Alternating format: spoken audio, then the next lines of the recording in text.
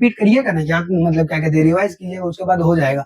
इसमें कुछ ना कुछ याद करना ही पड़ता है। ये जो मेथड होता है, ये जो लाइन है, कम से कम इसमें जो जितना भी हिंदी होता है उतना तो याद कर लेना होता है, और थोड़ा बहुत इसमें समझने वाला होता है, लेकिन इसमें याद करना ही पड़ेगा। तो याद करते कैसे, इसको लिखते कैसे, आइए एक वीडियो में समझते हैं।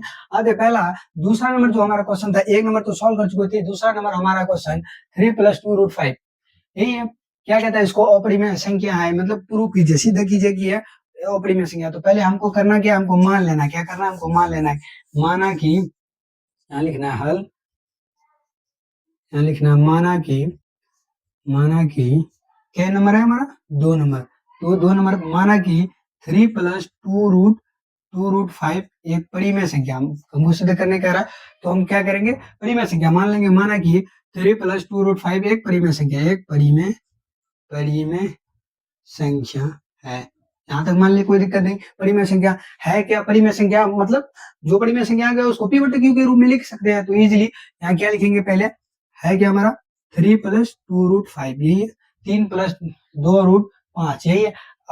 अब अगर ये परिमेय संख्या मान लिया, तो इसको p बटे q के रूप में लिख सकते हैं, जहाँ p और q क्या है, पूर्णांक है, क्या है, पूर्णांक है, क्या है, पूर्णांक है। ऐसे लिख देनी है, हम क्या लिख देनी है, 3 + 2√5 बराबर क्या लिखना है, p बटे q, क्योंकि p बटे जब कोई संख्या परिमेय हो जाता है तो उसको p बटे q के रूप में लिख सकते हैं। तो p बटे q, जहाँ p बटे q एक पूर्णांक है, ठीक है, यहाँ कोई दिक्कत नहीं। अब आते हैं इसमें, क्या करते हैं, 3 + 3 जो है ना उसको इस पार लेके जाते हैं, तो हमारा बचा क्या, इधर 2√5 इक्वल बराबर p बटे q, और 3 को उधर लेके जाएंगे, इधर प्लस है, उधर उधर जाएगा तो क्या हो जाएगा, -3, और कोई नहीं तो 1। ये एक क्या बन गया, एक परिमेय संख्या। अब देखिए उधर 2 भी है, इधर क्या 2 है, 2 को इस पार लेके आएंगे, 2 को इस पार लेके आएंगे तो √5, और इधर p और q और -3/1 ऐसे, ये 1/2 के रूप में गुना हो जाएगा। अब बोले एक कहाँ से लाए, एक नहीं लाना, तो डायरेक्टली यहाँ गुना कीजिए, बट डायरेक्ट ऊपर से हो जाएगा, तो ऊपर नहीं करना है, हमको नीचे में करना है, और नीचे में अपने मन से नहीं करना है। ये जो 2 है गुना होता है हमेशा हर के साथ। मान लीजिए 2x और 10 है, 2x = 10 है, मतलब 2x = 10 है, तो x का मान वैल्यू मतलब फाइंड करना है, तो हमारा क्या हो जाएगा, x = 10/2 होगा कि नहीं होगा। ये जो 2 है ये कहाँ चला जाता है, हर में। उसी प्रकार यहाँ जो 2 है ये कहाँ जाएगा, हर में, और यहाँ तो एक संख्या है नहीं कि एक के ठो में जाएगा, यहाँ 2 ठो है, मतलब 2 ठो ब्रैकेट में करना पड़ेगा, नहीं करना पड़ेगा। तो हर में कैसे लेके आएंगे, 1/2 कर देते, तो दिक्कत नहीं, दिक्कत आते हैं आगे। हमारा क्या है, √5 इक्वल, इसको गुना करते हैं, बाहर करते हैं, तो p गुना 1 बराबर p, और 2 गुना q बराबर 2q, 2q माइनस, अब फिर गुना कीजिए, 1 गुना 3 बराबर 3, और फिर 2 एकम 2, यही आ गया। ये एक बन गई, ये परिमेय संख्या है, क्या, एक परिमेय संख्या हो गया, और परिमेय संख्या √5 के बराबर मतलब अपरिमेय संख्या के बराबर, ये कभी असंभव ही नहीं। तो आपको कथन में लिखना है लास्ट में। अब यहाँ लिखना है, यहाँ क्या लिखना है, यहाँ p/2q - 3/2 एक परिमेय संख्या, एक परिमेय संख्या है, जो √5 के बराबर है, जो √5 के बराबर है, जो कभी भी संभव नहीं है, जो कभी भी, मतलब ये परिमेय हो गया, ये अपरिमेय, परिमेय और अपरिमेय संख्या कभी बराबर हो ही नहीं सकता। तो यहाँ क्या लिखना, जो कभी भी संभव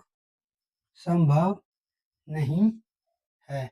हम जो माने थे यहाँ परिमेय संख्या है, तो लास्ट में क्या लिखना, अतः हमारा मानना गलत हुआ, अतः हमारा मानना गलत हुआ कि क्या लिखना, 3 + 2√5 एक परिमेय संख्या है, परिमेय संख्या है, इसलिए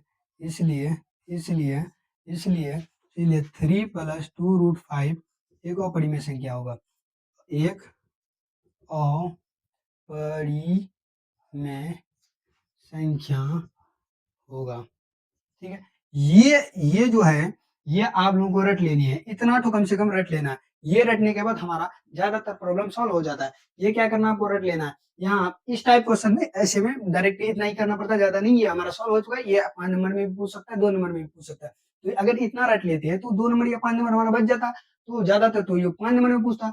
यहाँ क्या लिखे हम, यहाँ p बटा 2q माइनस 3 बटा 2 प्लस सॉरी एक परिमेय संख्या है। ये क्या है, परिमेय संख्या जो √5 के बराबर है। अरे परिमेय संख्या अपरिमेय संख्या के बराबर हो ही नहीं सकता कभी भी नहीं। तो हम क्या लिखे, परिमेय संख्या जो √5 के बराबर है, जो कभी भी संभव है ही नहीं, कभी भी संभव है नहीं। आता हमारा मानना गलत हुआ कि 3 प्लस √5 एक परिमेय संख्या है। इसलिए अगर परिमेय नहीं तो क्या होगा, फिर बाद में क्या अपरिमेय संख्या। तो ये हमारा सॉल्व हो चुका है। इसी प्रकार यहाँ जो 3 नंबर है, 3 नंबर में 3 क्वेश्चन है, उसको सॉल्व करते हैं। पहले 6 प्लस √2 ऐसे ही है। इसको पहला नंबर हमारा है, पहला नंबर है 1 बटा √2। ठीक है, इसको क्या करना है, अपरिमेय इसको सिद्ध करना है। तो हम क्या मान लेते हैं, इसको माना कि हल, ये 2 नंबर में ज्यादातर पूछता है ऐसे वाला, 5 नंबर या वो वाला होता है, 1 और 2 नंबर से समझाए। इसको क्या है, मान लेना, माना कि 1/√2 एक क्या है, परिमेय संख्या, क्या है, परिमेय संख्या है। ठीक है, यहाँ मान लिया। ठीक, अब मान लिया तो 1/√2 जब इसको परिमेय मान लिया तो p बटा q के रूप में होगा, जहाँ p q एक पूर्णांक है, क्या पूर्णांक है, पूर्णांक है। ठीक, ये लिख दिया हम। ठीक, इसको क्या करना है, अब इसका जो 1/2 है उसका हर परिमेयकरण करते हैं। 1/√2 इंटू, अगर हर परिमेय करेंगे तो क्या हो जाएगा, यहाँ √2 और फिर √2 इक्वल p बटा q। ठीक, अब फिर आते हैं, इसको गुना करेंगे तो 1 गुना √2 क्या होगा, √2, और फिर √2 इंटू √2, तो ये रूट कट जाएगा तो बचेगा क्या, 2, अब p बटा q। इसको क्रॉस मल्टी गुना करेंगे तो क्या आएगा हमारा, 2p और फिर क्या कहते हैं √2q, यही आएगा। ठीक है, यानी तो इसको उल्टा करते हैं डायरेक्ट, √2q और फिर 2p ऐसे आया। फिर अगर हमको लेना क्या है, √2 इधर ही रखना है, तो √2 क्या करते हैं, √2q। अब अगर हमको √2 लेना है, √2 को रखते हैं, गुना में उधर लेके जाएंगे इसको, तो ये बट्टे में आ जाएगा 2p बटा q। ठीक है, 2p बटा q √2 के बराबर। फिर वही फंडा जो अभी पिछला वाला क्वेश्चन में लिखे कि यहाँ लिखना है, यहाँ क्या लिखना है, यहाँ ये हमारा क्या आ गया, परिमेय संख्या, क्या आ गया, परिमेय। यहाँ 2p बटा q एक परिमेय संख्या, एक परिमेय संख्या है जो कितना है, √2, जो √2 के बराबर है, जो √2 के बराबर है, जो कि कभी भी संभव नहीं है, जो कि कभी भी संभव नहीं है, जो कि कभी भी संभव नहीं है। अतः हमारा मानना गलत हुआ। अतः हमारा मानना गलत हुआ कि 1/√2 एक परिमेय संख्या है। इसलिए 1/√2 एक अपरिमेय संख्या होगा, अपरिमेय संख्या होगा। ठीक है, ये फंडा इतना तो आपको याद ही करना पड़ेगा, इतना याद करना। ठीक है, इस टाइप के क्वेश्चन के लिए ये याद करना पड़ेगा, और वो वाला में थोड़ा अलग वाला। ठीक है, इसको उतार लीजिए। हमारे 3 नंबर का 2 नंबर में, 3 नंबर का 2 नंबर हमारा क्या है, 3 नंबर का 2 नंबर 7√5, क्या है, 7√5 है। ठीक है, √5 यही है। ठीक है, इसको पहले मानते डायरेक्ट, क्या मानते, 7√5 लिखिए, माना कि 7√5 एक परिमेय संख्या है, मान लिया, कोई दिक्कत नहीं। अब आते हैं, जब इसको परिमेय मान लीजिए, p बटा q के रूप में लिखा जाएगा, 7√5 बराबर p बटा q, जहाँ p q क्या होता है, जहाँ p और q, p q क्या है, एक पूर्णांक है, एक पूर्णांक। ठीक, रीजन भी दे दिए।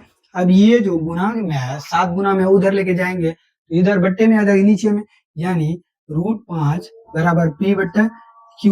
जो 7 जो नीचे में, यहाँ जो अगर इसको उधर भेजेंगे तो नीचे में आ जाएगा, तो बराबर क्या हो जाएगा, √5 इक्वल p अपॉन 7q होगा कि नहीं होगा। अब फिर वही फंडा जो लिख दिया है, क्या लिखना है, यहाँ p 7q एक परिमेय संख्या है, क्या एक परिमेय संख्या है, जो जो रूट 5 के बराबर है, जो कि कभी भी संभव नहीं है, जो कि कभी भी संभव नहीं है। अतः हमारा मानना गलत हुआ कि 7 रूट 5 एक पड़ी में संख्या है, एक पड़ी में संख्या है, इसलिए 7 रूट 5 एक अपरिमेय में संख्या होगा, अपरिमेय संख्या होगा। ठीक है, ये तो फंडा तो याद रखना ही रखना। फिर उसी प्रकार ये क्या कहते हैं, ये 3 नंबर का 2 नंबर है, फिर 3 नंबर का 2 क्या कहते हैं, 3 नंबर का 3 नंबर जो है सेम टू सेम, इसी को डायरेक्ट स्क्रीनशॉट ले लीजिए। अब उसी में हम डायरेक्ट कर देते हैं, यहाँ फिर क्या उसी में क्या कहते हैं 3 नंबर का 3 नंबर में 6 प्लस रूट 2, 6 प्लस यहाँ मान लेते हैं, माना कि 6 प्लस रूट 2 यही है। अब 6 प्लस रूट 2 इधर कीजिए, 6 प्लस रूट 2। ठीक, ये जो क्या कहते हैं 6 प्लस रूट 2 उधर लेके जाएंगे तो क्या हो जाएगा, ये 6 है उधर माइनस में चला जाएगा, क्या हो जाएगा माइनस में, यानी यहाँ करेंगे रूट 2 बराबर पी क्यू माइनस 6 हो जाएगा, बट्टे में कुछ नहीं तो बन। तो यहाँ हमारा क्या आ जाएगा, क्या कहते हैं पी क्यू माइनस 6 बट्टे 1। यहाँ क्या लिखना, यहाँ पी क्यू माइनस 6 बट्टे 1 एक परिमेय संख्या जो रूट कितना है, रूट 2 के बराबर, जो कि कभी भी संभव नहीं है। तो हमारा मानना गलत हुआ कि क्या है हमारा मानना, हम क्या माने थे 6 प्लस रूट 2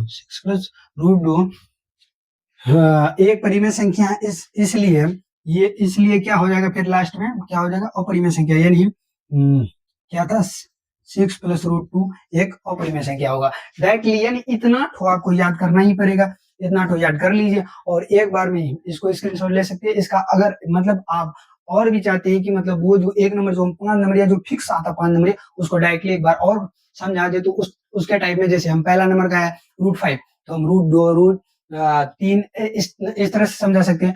तो इतना तो आप कर लिए ही होंगे। अब आते हैं इसी को मतलब सॉल्व करते हैं, वो वाला 5 नंबर वाला एक बार और समझा देते हैं, उसको डायरेक्टली याद करना है। ऐसे क्वेश्चन में आप अगर याद कर लेते हैं तो वही बेहतर होता है, तो याद करने के बाद ज्यादा अच्छा होता है। तो आपको यहाँ क्या लिखना है उस टाइप में, मान लीजिए हमको किसको लिखना है रूट 2, किसको लिखिए, मान लीजिए रूट 3 को हमको क्या करना सिद्ध करना है, परिमेय संख्या क्या अपरिमेय संख्या सिद्ध करना है। डायरेक्टली क्या लिखेंगे, माना कि किसको रूट 3 को करना है, तो क्या लिखते हैं रूट 3 एक परिमेय संख्या, क्या लिखना एक परिमेय संख्या है।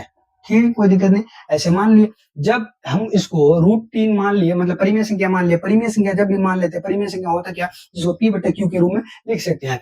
तो यहाँ जब इसको परिमेय संख्या मान लिए तो इसको पी बटे क्यू के रूप में लिख सकते हैं। तो यहाँ क्या लिखेंगे रूट 3 बराबर पी बटे क्यू, जहाँ पी बटे, यहाँ देखिए यहाँ हम खाली पूर्णांक नहीं लिख सकते हैं, यहाँ और भी एक चीज लिख सकते हैं कि सअभाज्य संख्या, जिसका मतलब जिसका मौसो कितना आता है एक आता है, कितना आता है एक आता है। तो यहाँ रूट 3 बराबर पी बटे क्यू, पी और क्यू एक पूर्णांक है, क्या है एक पूर्णांक है, पी और क्यू एक पूर्णांक है। यहाँ अगर आप रीजन में और भी एक चीज लिख सकते हैं, जैसे सअभाज्य संख्या, अभाज्य संख्या है, सअभाज्य यानी पी और क्यू का मौसो हमेशा क्या आएगा, हमेशा एक आएगा, क्या आएगा एक आएगा। ठीक है, ऐसे भी दोनों रीजन दे सकते हैं, पी क्यू एक पूर्णांक है और सअभाज्य संख्या पी क्यू सअभाज्य संख्या है, क्या है सअभाज्य संख्या है, पी क्यू का मौसो कितना आएगा एक आएगा। ठीक, यहाँ तक कोई दिक्कत नहीं। अब इतना जब आ गया तो हम क्या लिखते हैं डायरेक्टली, फिर हम इसमें क्या करते हैं वर्ग करने पर यानी स्क्वायर करने पर दोनों तरफ क्या लिखते हैं, दोनों तरफ वर्ग करने पर दोनों तरफ रूट 3 का स्क्वायर और पी बटे क्यू का स्क्वायर। ठीक है, यहाँ तक कर लिए। अब आते हैं आगे रूट 3, इसको अगर गुना करेंगे रूट 3 गुना रूट 3 तो ये रूट कट जाएगा, तो बचेगा क्या हमारा, कितना बचेगा हमारा रूट कट जाएगा तो हमारा क्या बचेगा 3 बचेगा, कितना बचेगा 3। इसमें देखिए स्क्वायर और रूट कट जाता है, स्क्वायर रूट कट गया तो हमारा बचा क्या 3 बचा। अब फिर ये p का स्क्वायर, p को गुना करेंगे तो p डबल बार गुना करेंगे तो p स्क्वायर हो जाए, क्या है p स्क्वायर, फिर बट्टे में q का स्क्वायर। यहाँ देखिए कोई नहीं तो वन या नहीं तो डायरेक्टली छोड़ दीजिए। ठीक है, अब इसको गुना करते हैं, क्रॉस मल्टी गुना कीजिए, क्रॉस मल्टी गुना करते हैं तो क्या आता है हमारा क्या कहते हैं 3q² बट्टा p² बराबर p², यही आ गया। ठीक है, क्या आ गया 3q² इक्वल p²। ठीक, यहाँ तक कोई दिक्कत नहीं। अब हम जानते हैं कि ये जो 3 को उधर भेजेंगे तो बट्टे में 3 आएगा कि नहीं आएगा, ये जो 3 है उधर भेजेंगे तो बट्टे में आएगा, यानी इसको भाग देगा, p² को भाग देगा कि नहीं देगा, यानी इस 3 को उधर भेजते हैं उस टाइप मतलब उस तरफ, तो ये बट्टे में आ जाता। अगर बट्टे में आ गया तो यानी p² को भाग देगा। ठीक है, तो वही बात यहाँ लिखना है। क्या लिखना है कि 3 है ना, 3 3 p² को विभाजित करता है। क्या करता है, विभाजित यानी भाग करता, विभाजित करता है। जब p² को विभाजित करता है तो p को करेगा कि नहीं करेगा। यहाँ समझने के लिए मान लीजिए कि यहाँ मान लीजिए क्या है x है, क्या x है, x और यहाँ है x²। ठीक है, यहाँ x y है और x²। अगर x को उस पार लेके जाते हैं तो y बराबर क्या हो जाएगा x² बट्टा x, यही आएगा। x² कब आया, यानी x 2 बार गुना हुआ होगा, तो x गुना x बट्टा x, एक x कट गया, हमारा क्या बचा, x बचा कि नहीं बचा, यानी ये जो x है x² को काट सकता है इजीली।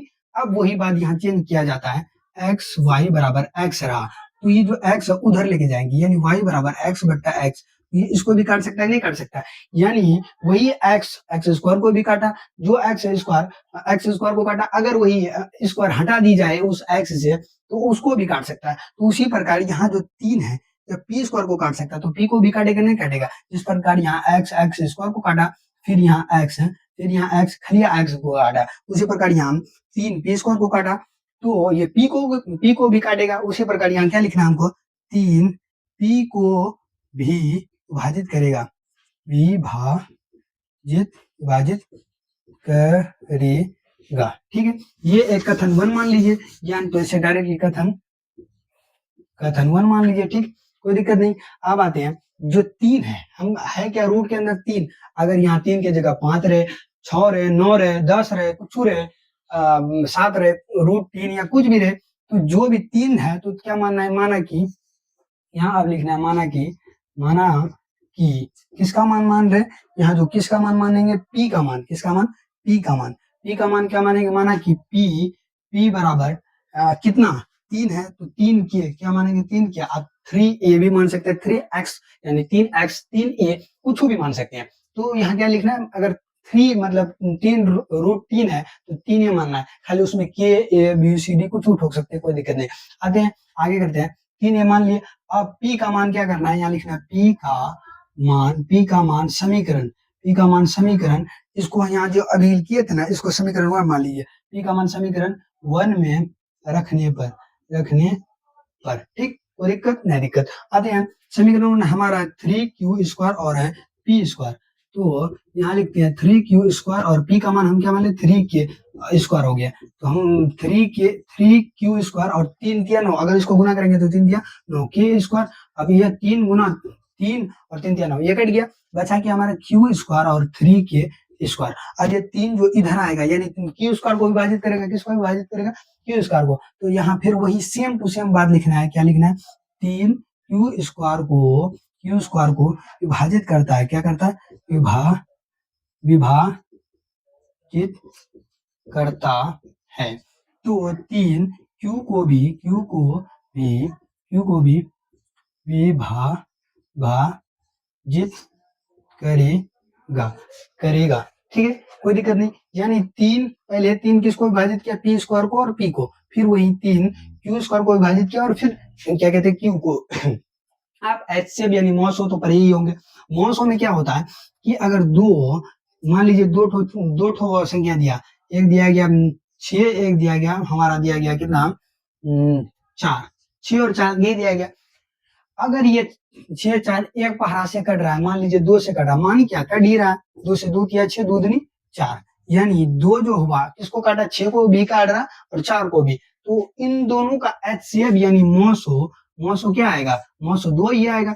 यानी 2 किसको काट रहा है, 6 को भी और 4 को भी, यानी दोनों का पहाड़ा में आ रहा है, 2 6 को भी काटा और 4 को भी, तो इन दोनों का जो मॉसो आ गया, HCF जो आ गया हमारा, इन दोनों का HCF क्या आ गया 2। उसी प्रकार बात वही समझिए, उसी प्रकार ये 3 है ना, p² को काट रहा है और फिर क्या कहते हैं q² को भी काट रहा है, इन दोनों का मॉसो क्या आएगा, 3 ही आएगा कि नहीं आएगा। बात को समझिए, यहाँ 6 और 4 को दोनों को 2 काट रहा है, 2 काट रहा है। जब दोनों को 2 काट रहा है तो 2 उन दोनों का मोसो क्या आ गया 2। वही यहाँ 3 है ना पी स्क्वायर को काट रहा है और क्यू स्क्वायर को काट रहा है। ठीक है, इन दोनों को ये क्या काटा है 3 काटा है, यहाँ काटा है विभाजित मतलब काटना, काटा तो इन दोनों का मोसो क्या आएगा 3 आएगा कि नहीं आएगा। अब वही लिखना है यहाँ, अब क्या लिखना है,